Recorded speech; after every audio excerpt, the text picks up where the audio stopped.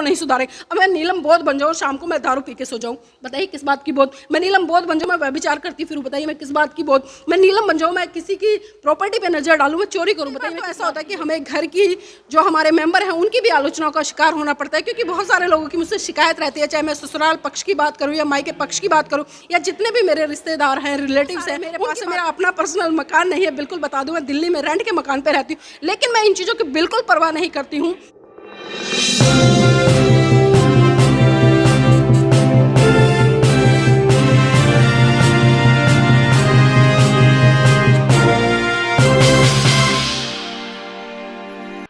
नमो बुद्धाय, जय भीम। मैं ऋतिक रोशन स्वागत करता हूं आप सबका अपने चैनल प्रज्ञा टाइम्स में। और मेरे साथ वो शख्सियत मौजूद हैं जो पत्रकारिता के क्षेत्र में एक बहुत बड़ी वर्तमान समय में पहचान बन चुकी हैं और ये अपने पहचान की मोहताज नहीं हैं, जिनका नाम आप सब ज़रूर सुने होंगे।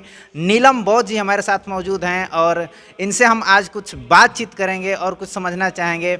मैम, आज का जो समय है, आज के समय में देखा जा रहा है कि बुद्ध को मानने वालों की जनसंख्या धीरे धीरे बढ़ती जा रही है और हिंदू वर्ग को मानने वालों की संख्या तो पहले से ज़्यादा है, लेकिन फिर भी जो महिला वर्ग है वो बुद्ध को नहीं समझ पा रही है, जिससे कि बुद्ध को मानने वालों की लोग संख्या बढ़ने में थोड़ी सी कमी आ रही है। इस चीज़ को आप किस तरह से देखती हैं? देखिए, इसमें आपने बिल्कुल स्पष्ट कहा है कि महिलाएं नहीं जाग रही हैं और मैं इस बात से बिल्कुल भी वास्ता नहीं रखती हूँ जिस तरह से आपने कहा, क्योंकि मैं जीता जागता एक उदाहरण हूँ समाज के लिए नहीं बल्कि पूरे देश के लिए। मैं नीलम बोध हूँ और मैं आपको बता दूँ, आज तक मैंने किसी भी तरह से बौद्ध धर्म की दीक्षा नहीं ली है। जो नाम मेरे पीछे लगा है बोध, वो समाज ने लगाया, देश के लोगों ने लगाया। मेरी आइडियोलॉजी को देख के, मेरे व्यवहार को देख के हम ये नहीं कह सकते कि महिला नहीं आ रही है। कहीं ना कहीं आप अगर वर्तमान का सिनेरियो उठाकर देखें तो इसमें मैं जो पूरी एक तरह से कहूँ कि पुरुष तो जिम्मेदार है, क्योंकि कहीं ना कहीं हम देखते हैं कि जब समाज में किसी भी तरह के धार्मिक कार्यक्रम होते हैं, आयोजन होते हैं, संगोष्ठियाँ होती हैं या विचार गोष्ठी होती है, तो वहाँ पर पुरुष बाइक गाड़ी उठाता है और अकेला चला जाता है। वो कभी भी अपनी ये भूमिका नहीं निभाता कि जिस तरह से बहुजन महान पुरुषों ने अपने साथ में, चाहे मैं माता रमाबाई की बात करूँ, सावित्रीबाई फुले की बात करूँ या फातिमा शेख की बात करूँ या बहुजन समाज में जितनी भी महान नायिका जन्मी है उनकी बात करूँ, उदाहरण के तौर पर लीजिए, अगर ये समाज में निकल के नहीं आती तो बताइए क्या राजनीतिक क्षेत्र में, धार्मिक क्षेत्र में या सामाजिक क्षेत्र में हम लोग प्रगति कर पाते? तो आज जो महिलाओं की भूमिका है बहुत जरूरी बन जाती है, लेकिन इसके लिए पुरुषों को भी कहीं ना कहीं एक भागीदारी निभानी चाहिए। जब आप किसी भी कार्यक्रम में जाते तो अपने घर की महिलाओं को लेकर जाओ। अक्सर मैं सुनती भी हूँ और देखती हुई हूँ कि पुरुष हमेशा एक बात कहते नजर आते कि घर की महिलाएं मानती नहीं है। अब एक बात बताइए, जब आप शादी विवाह में जाते हैं तो कहीं ना कहीं आपके मन में ये जिज्ञासा होती है कि मैं 1100 रुपये वहाँ पर दान के रूप में दे के आऊँगा, कन्यादान कहे या कुछ भी कहे या गिफ्ट के तौर पर कहे, तब आप पूरे परिवार को ले जाते हैं, चाहे आपकी बेटी हो या बहू हो या आपके जीवन संगनी हो, तब भी तो वो जा रही हैं, तब वो मना क्यों नहीं करती? लेकिन ये जिम्मेदारी हम नहीं समझते हैं और ना ही पुरुष साथी समझता है। जिस दिन पुरुष साथी ने इतना समझ लिया कि हम कहीं पर जाएंगे तो खाली हम अकेले विचार नहीं लेकर आएंगे, बल्कि ये जिम्मेदारी उठानी चाहिए कि जब भी जाए अपने घर की महिलाओं को लेकर जाए, तभी महिलाओं की भागीदारी सुनिश्चित हो पाएगी। आप एक महिला वर्ग से हैं और आप जो है कि पत्रकारिता क्षेत्र में आपने इतना जो है कि परिश्रम किया और समाज के हर जहां प्रोग्राम होता है पूरे भारत देश में या भारत से बाहर जहां भी प्रोग्राम होता है आप जाती हैं। आपका संघर्षमय जीवन कैसा रहा? आपने शुरुआत कैसे किया? क्या आपको किस किस प्रकार की कठिनाइयां का सामना करना पड़ा? इसके बारे में कुछ बताइए।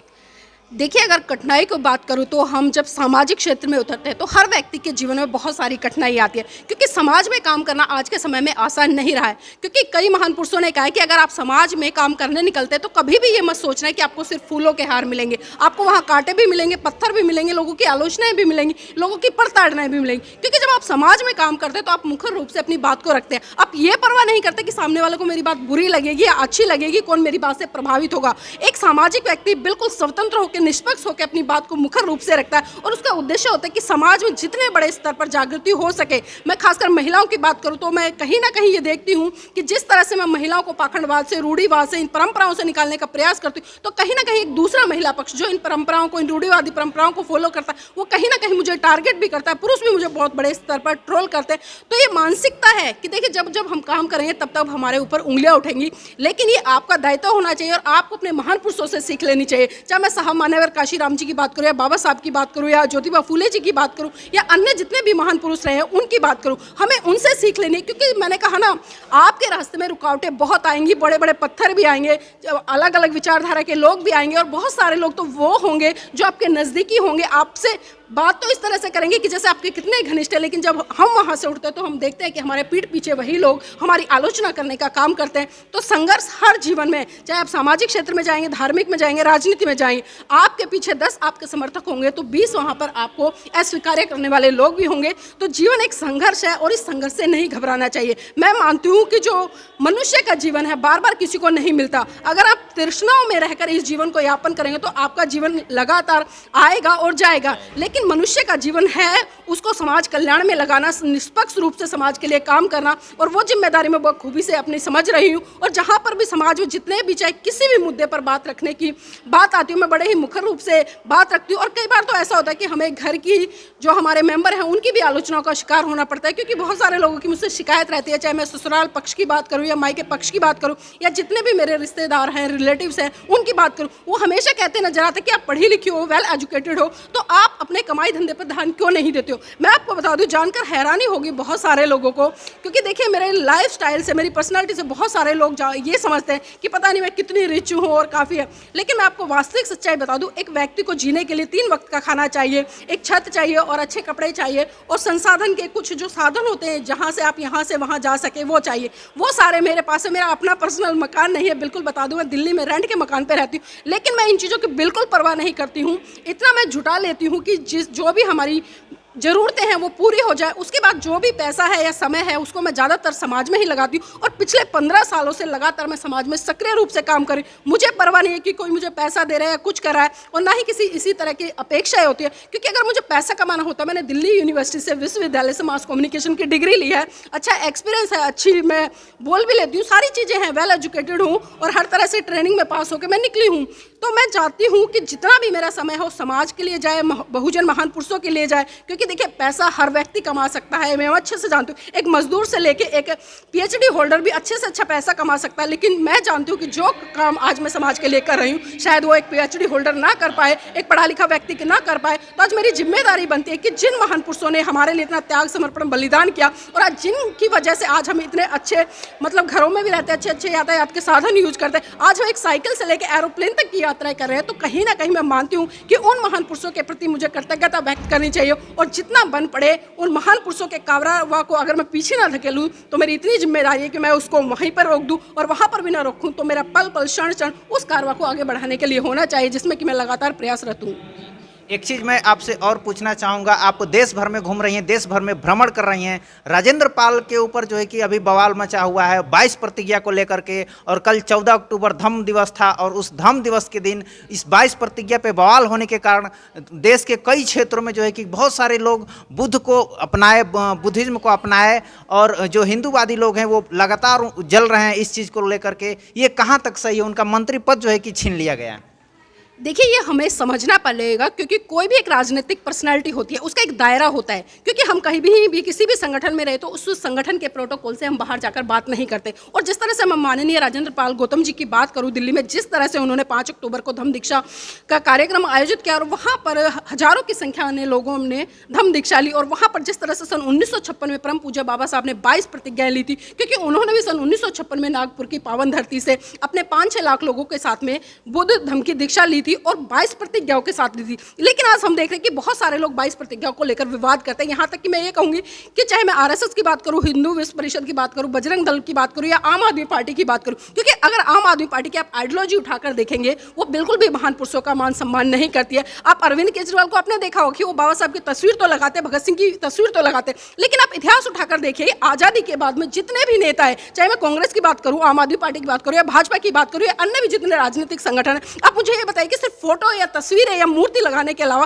किस पार्टी ने आज तक उनकी विचारधारा को पढ़ाने का काम किया, उसकी विचारधारा को लोगों तक पहुंचाने का काम किया? तो ये मापदंड भी हमें समझना चाहिए, क्योंकि राजेंद्र पाल जी उस मंत्रालय में हैं और जिस तरह से इस्तीफे की मांग की, आप उनका इस्तीफा साफ साफ पढ़ सकते हैं कि किस भावना से लिखा गया है, कैसे शब्द यूज करे गए हैं, और जिस तरह से उनका जो इस्तीफा है, क्योंकि कोई भी व्यक्ति है, चाहे मैं हूँ, आप हूँ, एक अन्य कोई व्यक्ति है, राजेंद्र पाल गौतम जी हो, कोई मंत्री है, तो बताइए मुझे मंत्री पद से इस्तीफा क्यों देगा? ये हमें अच्छे से समझना है कि जो अरविंद केजरीवाल है किस आइडियोलॉजी का व्यक्ति है और उसने प्रेशर बनाया है, वो समाज में दिखाया जा रहा है कि उन्होंने राजेंद्र पाल गौतम जी ने इस्तीफा दे दिया। अगर इस्तीफा की बात करूं, मैं यहाँ पर त्याग समर्पण की बात करूं, तो आप बाबा साहब का इतिहास उठाकर देखिए। जब पहले ही मुझमें सरकार में वो कानून मंत्री रहे और जिस तरह से हिंदू कोड बिल को पास होने नहीं दिया गया था, तो उन्होंने महिलाओं के हक अधिकार के, चाहे वो किसी भी जाति धर्म क्षेत्र भाषा की रही हो, उनके लिए उन्होंने कानून मंत्री पद से त्याग पत्र दिया था। तो इस तरह का त्याग पत्र होता है, ना कि राजेंद्र पाल गौतम जी ने जिस तरह से दिया। क्योंकि हम जानते हैं एक राजनीतिक पार्टी है, गुजरात में चुनाव, और गुजरात में जिस तरह से हिंदू मुसलमान का प्रकरण चल रहा है, और आप मेन मीडिया पर भी उठाकर देखिए, क्योंकि हम देख रहे हैं कि बात हो रही है यहाँ पर हिंदू वर्सेस बौद्धिस्ट की, लेकिन डिबेट क्या चल रही है, हिंदू वर्सेस मुस्लिम। तो इससे आप समझ सकते हैं कि हम किस दिशा में जा रहे हैं, लोग किस दिशा में जा रहे हैं, ये लोगों की भावना को किस दिशा में उमेड़ने का काम किया जा रहा है। तो जब तक हम सही तरीके से सही विचारधारा को, सही जो बातें हैं उनको मनोसात करके आगे प्रचारित और प्रसारित करने का काम नहीं करेंगे, और कितने ही हम बौद्ध धर्म की दीक्षा ले लें, जब तक हमारे व्यवहार में, हमारे आचरण में शुद्ध रूप से धम्म नहीं आएगा, हम अपने व्यवहार को नहीं सुधारेंगे। अब मैं नीलम बौद्ध बन जाऊँ, शाम को मैं दारू पी के सो जाऊँ, बताइए किस बात की बौद्ध। मैं नीलम बौद्ध बन जाऊँ, मैं व्यभिचार करती फिरूँ, बताइए मैं किस बात की बौद्ध। मैं नीलम बन जाऊँ, मैं किसी की प्रॉपर्टी पे नजर डालूं, मैं चोरी करूं, बताइए मैं किस बात की बौद्ध। तो सबसे पहले हमारा आचरण, जो महाकारुणिक तथागत बुद्ध ने हमें 5 सील दिया, उसको हमें फॉलो करना पड़ेगा। जब तक हम उन बातों को फॉलो नहीं करते, अष्टांगिक मार्ग को फॉलो नहीं करते, तब तक मैं कहूँगी कि आप कितने ही बौद्ध बनते रहिए, बौद्ध आए बौद्ध चले गए। अगर मैं वर्तमान में आगे बात करूँ तो देखिए, आपने बहुत अच्छा सवाल पूछा है कि जो लोग बौद्ध बन रहे हैं 22 प्रतिज्ञा को, क्योंकि 22 प्रतिज्ञाएं, कोई भी व्यक्ति बौद्ध बनता है तो बिना 22 प्रतिज्ञा के जो व्यक्ति बौद्ध बन रहा है, मैं उसको आधा अधूरा मानूंगी। और 22 प्रतिज्ञाएं बाबा साहब ने ऐसे ही नहीं दी है, उसके पीछे बहुत बड़ा कारण है। क्योंकि आप किसी भी संस्कृति को, किसी भी परंपरा को, किसी भी विरासत को छोड़ के आ रहे हैं, तो जब तक आप पुरानी चीज़ों का त्याग नहीं करेंगे तो हम नई चीज़ों को कैसे ग्रहण करें। अब उदाहरण के तौर पे देखिए, आपने पुराने कपड़े पहने हैं, मैंने पुराने कपड़े पहने, जब तक मैं इन पुराने कपड़ों का त्याग नहीं करूंगी तो बताइए मैं नए कपड़े कैसे पहन लूंगी। अब मैं ये करूँ, मैं पुराने भी कपड़े पहन लूँ, गंदे हैं, मैले हैं, कुचले हैं, और इनके ऊपर मैं साफ कपड़े पहन लूँ, तो इसका औचित्य क्या रहेगा, मेरे साफ कपड़े भी गंदे हो जाएंगे। तो इसीलिए परम पूज्य बाबा साहब ने 1956 में जो 22 प्रतिज्ञाएं दी थी, वो अपने अनुयायियों को दी थी और खुद भी ली थी। तो आप समझना चाहिए कि 22 प्रतिज्ञाओं का महत्व क्या है, और जो लोग 22 प्रतिज्ञाओं को लेकर बवाल मचा रहे हैं, यहाँ तक कि केंद्र सरकार हर साल उनको, जो बाबा साहब के वॉल्यूम है उसमें 22 प्रतिज्ञा छपती है, तो फिर आपत्ति कैसी। यहाँ पे मैं एक और छोटा सा सवाल करना चाहूँगा। पूरे देश में जो है कि दलित वर्ग के लोग, गरीब वर्ग के लोग रहते हैं, और आज हम वर्ष 2022 में जी रहे हैं, और यहाँ पे डिजिटल इंडिया की बात होती है। हर जगह विदेश तरक्की कर रहा है, लेकिन भारत में, हमारे देश में ऐसे गाँव हैं जहाँ पे 2-4 जो है कि बच्चियाँ, मैं बच्चियों का इसलिए जिक्र कर रहा हूँ चूँकि आप महिला वर्ग से हैं, बच्चियाँ जो है कि मिल जाएंगी जो कि स्कूल की मुंह नहीं देखती हैं। अभी 1-2 बच्चियों से मैंने यहाँ भी संपर्क किया जो कि स्कूल नहीं जा पाती हैं, और इसके पीछे क्या कारण रहा, आखिर लोग इतना शिक्षा को, महिलाओं के प्रति संवेदनशील क्यों नहीं समझ रहे हैं। तो इसके बारे में आप क्या कहना चाहेंगी।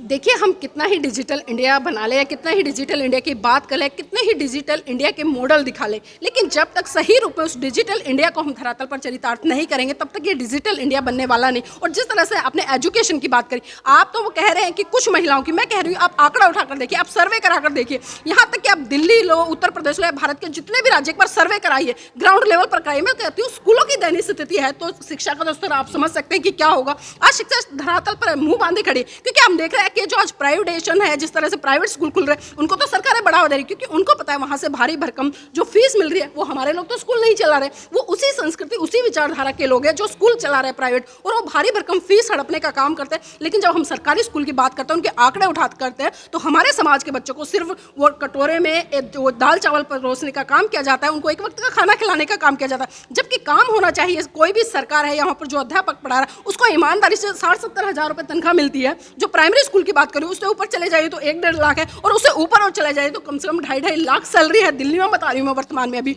लेकिन क्या 2.5 लाख रुपए सैलरी लेके, 70,000 रुपए सैलरी लेके, 1.5 लाख रुपए सैलरी लेके क्या वो अध्यापक ईमानदारी से पढ़ा रहा है, या सरकार उस पर इन्वेस्टिगेशन कर रही है कि जो पैसा उसको टीचर को दिया जा रहा है, क्या इतनी ईमानदारी से पैसा पड़ा। और आप सर्वे कराइए, जितने भी, चाहे मैं मंत्री बात करूँ, विधायक बात करूँ, जितने भी मतलब पॉलिटिशियन पर्सनैलिटी है, उनके जितने भी बच्चे ना सारे विदेशों में पढ़ते मिलेंगे, या इंडिया में ही जो प्राइवेट स्कूल है, एक से एक टॉप स्कूल है, उसमें पढ़ते मिलेंगे। अगर इनको अपनी सरकारी शिक्षा पर ही मतलब इतना विश्वास है, तो क्यों नहीं अपने बच्चों को भेज रहे हैं। क्यों नहीं भेजते हैं? अब जिस तरह से दिल्ली में हम देख रहे हैं कि अरविंद केजरीवाल जी की सरकार बनी, 2 बार बनी, पूर्ण बहुमत के साथ बनी, वो बाहर जाकर मॉडल दिखा रहे हैं। लेकिन मैं कहती हूँ दिल्ली में आप मेरे साथ चलिए, मैं स्कूलों को दिखाती हूँ। अब बिल्डिंग 2-4 बिल्डिंग बनाकर उनका मॉडल दिखाकर आप शिक्षा को नाप रहे हैं, जबकि आप बच्चों को देखिए। मैं कहती हूँ गारंटी से जो 11th-12th के बच्चे हैं, मैंने खुद ट्यूशन पढ़ाया है काफ़ी बच्चों को कई साल तक, 11th-12th के बच्चों को मल्टीप्लाई के बड़े बड़े सम नहीं आते हैं, उनको डिवाइड करना नहीं आता है ठीक से। तो बताइए आप किस तरह से शिक्षा का स्तर ले रहे हैं? जो बच्चा आज इंग्लिश में फ्लुएंट होना चाहिए, उसकी जो कन्वर्सेशन होनी है इतनी फ्लुएंट होनी चाहिए। जिस तरह से हम बात करें, एक प्राइवेट स्कूल के बच्चे को बिठा के देखो 3rd क्लास का, और एक आप 12th क्लास के बच्चों को बैठाइएगा सरकारी स्कूल का, आपको दोनों में ना जमीन आसमान का फर्क दिखाई दे जाएगा। और जिस तरह से महिलाओं की स्थिति दयनीय हो रही है भारत देश में, जाति, धर्म, क्षेत्र, भाषा के आधार पर, आप शिक्षा की तो बात छोड़ दीजिए। आज जिस तरह से हम देख रहे हैं कि बहन बेटे के साथ में लगातार अत्याचार, शोषण हो रहे हैं, वो किसी से छुपा नहीं। अब जो सरकारें खासकर महिलाओं को सुरक्षा नहीं दे सकती, अपने देश के लोगों को अच्छी एजुकेशन नहीं दे सकती, आप समझ सकते हैं कि वो किस तरह से शिक्षा देंगे या किस तरह से उनको आगे बढ़ाएंगे, किस तरह से उनके विकास की बात करेंगे। तो जो इंडिया का जो डिजिटल मॉडल है वो सिर्फ मॉडल बनकर रह गया है, धरातल पर बिल्कुल वो शून्य है। जी, हमारे देश में बहुत सारी ऐसी महिलाएं हैं जो गरीब वर्ग से हैं और एजुकेटेड हैं, लेकिन रूढ़िवादी परंपरा में फंसने के कारण मानसिक रूप से कहीं ना कहीं वो दबी हुई हैं। वैसी महिलाओं को, वैसे जो है कि बालिकाओं को आप इस चैनल के माध्यम से पूरे देश के महिलाओं को आप क्या मैसेज देना चाहेंगी? देखिए, आपने बात उन महिलाओं की करी, मैं उन महिलाओं की बात नहीं करूँ, बल्कि मैं सर समाज की सभी महिलाओं की बात करूँ। खासकर मैं उस तबके की महिलाओं की बात करूँगी जो आपको आज जज कहती है, डॉक्टर कहती है, इंजीनियर कहती है, कमिश्नर कहती है, एसीपी कहती है, डीसीपी कहती है। मैं उन महिलाओं की बात करूँ। मैं उन ग्रामीण क्षेत्र में रहने वाली कमजोर दलित महिला या मतलब जो एजुकेटेड नहीं, उन महिलाओं की बात नहीं करूँ, क्योंकि मैं समझती हूँ कि वो पिछड़ी है, वो नहीं जानते। लेकिन आप आंकड़ा उठाकर देख लीजिए, आज एक कोर्ट में बैठने वाली जज भी करवा चौथ का व्रत रख रही है। आज एक कोर्ट में बैठने वाली जज भी कहीं ना कहीं उन रूढ़िवादी परंपराओं को फॉलो कर रही है। आज भी एक जज ये मानते हैं कि एक दिन भूखा रहने से मेरे पति की लंबी उम्र हो जाएगी। ये सारी जितनी भी रूढ़िवादी परंपराएं हैं या पाखंड है, आप आंकड़ा उठाकर देखिए, हिंदू धर्म में बहुत बुरी तरह से ग्रस्त हैं। और जिस तरह से लोगों की जो मानसिकता हो गई है, क्योंकि धर्म के नाम पर हमें डराया जा रहा है, धर्म के नाम पर हमें बरगलाया जा रहा है। आप साइंस पढ़ो ना, आप विज्ञान करो, तर्क पढ़ो। आज एक डॉक्टर भी मतलब इस तरह के वो पाठ और मैं कहूँगी कि पूजा पाठ में उलझा हुआ है। वो सोचता है कि मैं ये पढ़ लूँगा तो मैं डॉक्टर बन जाऊँगा, मैं ये पढ़ लूँगा तो मैं ये बन जाऊँगा, या मैं इसकी पूजा करूँगा तो ये बन जाऊँगा। अब बताइए, 33 करोड़ देवी देवता है मेरे भारत देश में, उस 33 करोड़ में किस किस की पूजा करेंगे? और आप आंकड़ा उठाकर देखिए, जब आज़ादी से पहले भारत की जो, अगर मैं पॉपुलेशन की बात करूँ तो 30 करोड़ की आबादी थी, और देवता कितने थे? 33 करोड़। अगर एक एक भी लगता, डेढ़ भी लगता, तो भारत कब का आज़ाद हो गया होता? सारे अंग्रेजों को उधेड़ पेटता। जितने भी लोगों ने भारत को गुलाम बनाया, भारत कब का आज़ाद हो चुका है? क्यों नहीं हुआ? आप देश में जितने भी अत्याचार, बलात्कार, शोषण हो रहे हैं, जो मेरे देश के युवा हैं वो बेरोजगारी से त्रस्त हैं, आज भूखे मरने की कगार पर। भारत के आंकड़े मैं देती हूँ आपको, जिस तरह से क्या नाम है, 19 लाख लोग प्रतिदिन भूखे सोते हैं। आप उस डिजिटल इंडिया की बात करें, आप उसकी बात करें, ये क्या है? कि ये अंधविश्वास नहीं तो पाखंडवाद नहीं है? ये सारी चीज़ें कहीं ना कहीं हम देख रहे हैं, क्योंकि आज जो सरकारें हैं वो चाहती हैं कि लोग पूजा पाठ में उलझे रहें, अंधविश्वास में उलझे रहें, मंदिरों में जाकर घंटियां बजा देते रहें, क्योंकि ये पढ़ेंगे तो सवाल करेंगे। इसलिए सबसे पहला काम सरकार ने किया है कि इनकी शिक्षा छीन लो। ये अनपढ़ रहेंगे तो इनके सवाल करना बंद हो जाएगा। और जो महिला है, मैं उनसे कहना चाहूँगी, अगर आपको इतना ही विश्वास है अपने आराध्यों पर, चाहे मैं हिंदू की बात करूँ, मुस्लिम की बात करूँ, सिखों की बात करूँ या बौद्धों की बात करूँ, आप इतनी आराध्य, इतनी ही आस्था रखते हैं, तो एक बार 5वीं मंजिल पर चढ़िएगा और अपने अपने भगवान का नाम लेकर कूद जाओ कि भगवान मुझे बचा लेना। देखती हूँ कितनी महिलाएं बचती हैं। देखिए, मैं तर्क पर बात करती हूँ, मैं ये नहीं कि मैं उल फजूल मैंने हवा में बात कर दी कि मेरे 4 हाथ है, मेरे 8 हाथ है। अभी जिस तरह से हमने देखा कि भारत में नवरात्रों का दौर आया, नवरात्र बड़ी धूमधाम से महिलाओं ने मनाई, इसमें महिलाओं की भूमिका बहुत ज़्यादा है। क्योंकि मैंने कहा ना, किसी भी धार्मिक या राजनीतिक या सामाजिक क्षेत्र में अगर किसी भी, और खासकर मैं पाखंडवाद की बात करूँ, तो पाखंडवाद को बढ़ाने में आज भारत देश की महिलाएं सबसे ऊपर है। अगर वहीं मैं अमेरिका या जापान या थाईलैंड की बात करूँ, तो वहाँ की महिलाओं को देखिए, पुरुषों के साथ में कंधा से कंधा मिलाकर चल रही है। आप भले आज राष्ट्रपति बन जाते, लेकिन सोच क्या है आपकी? सोच तो आपकी वही आज भी कहीं ना कहीं मनुवादी है, गुलामवादी है। आज भी कहीं ना कहीं आप पुरुषों के अधीन रहना चाहती है। तो इसलिए मेरी बहनों, जागिए, क्योंकि परम पूज्य बाबा साहब ने बड़े त्याग, समर्पण, बलिदान के कारण आपको संविधान में पहला ये अधिकार समानता का दिया है। इसलिए अपनी समानता को समझिए, और जो आपकी समानता है उसको मनोस्तात करते हुए और धरातल पर पूर्ण करते हुए कंधों से कंधा मिलाकर चलिए और अपने हक अधिकारों के प्रति जागरूक होकर इस पाखंडवाद, रूढ़िवाद से बाहर निकलिए। नहीं तो जिस तरह से आप आज अपनी जीवन जी रहे, अपनी आने वाली पीढ़ी को भी आप गुलाम बनाएंगी। मैम, आप मेरे चैनल में आई और हमारे लोगों को बहुत सारे अच्छे जानकारियाँ दी, इसके लिए मैं आपको बहुत बहुत साधुवाद देता हूँ। और मैं आप सबसे निवेदन करना चाहता हूँ, इस वीडियो को ज़्यादा से ज़्यादा शेयर करें और मेरे चैनल को सब्सक्राइब करें, लाइक करें। धन्यवाद।